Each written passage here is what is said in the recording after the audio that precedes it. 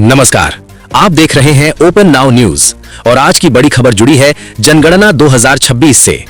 सरकार ने जनगणना के पहले चरण के लिए 33 सवाल तय कर दिए हैं। इस बार प्रक्रिया पहले से ज्यादा डिजिटल और आसान होने वाली है।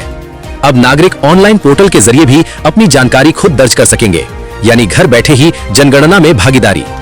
इन सवालों में परिवार, शिक्षा, रोजगार, आवास और अन्य सामाजिक आर्थिक जानकारी शामिल होगी, ताकि देश का सटीक डेटा तैयार किया जा सके।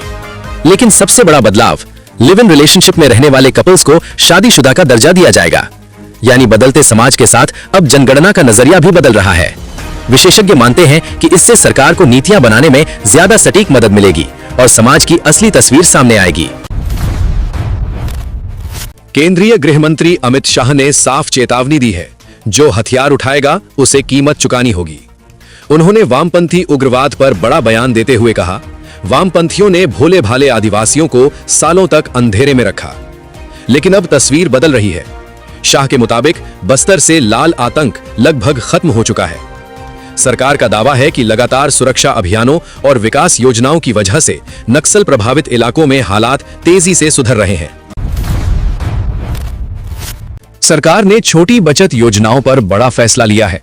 Public provident fund, Sukanya Samriddhi योजना समेत सभी प्रमुख स्कीम्स की दरें पहले जैसी ही बनी रहेंगी।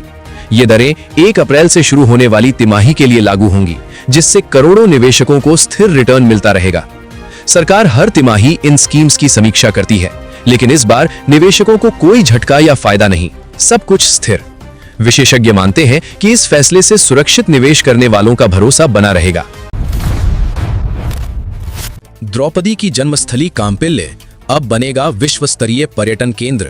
4.70 करोड़ रुपए की बड़ी योजना मंजूर।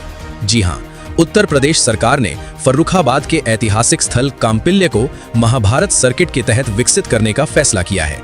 ये वही स्थान है जिसे द्रौपदी की जन्मस्थली और प्राचीन पांचाल राज्य की राजधानी माना जाता है।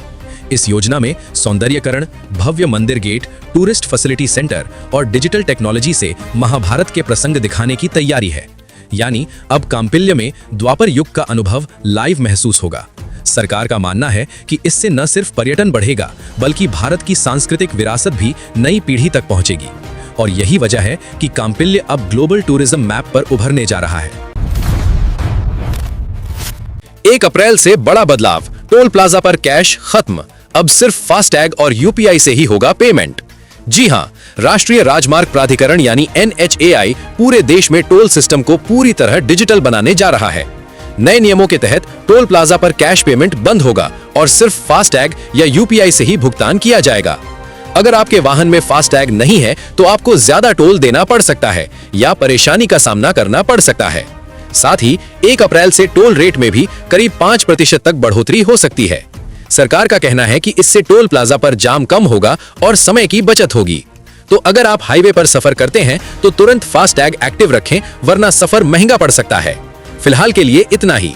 ऐसी ही बड़ी अपडेट्स के लिए जुड़े रहिए ओपन नाउ न्यूज के साथ। नमस्कार।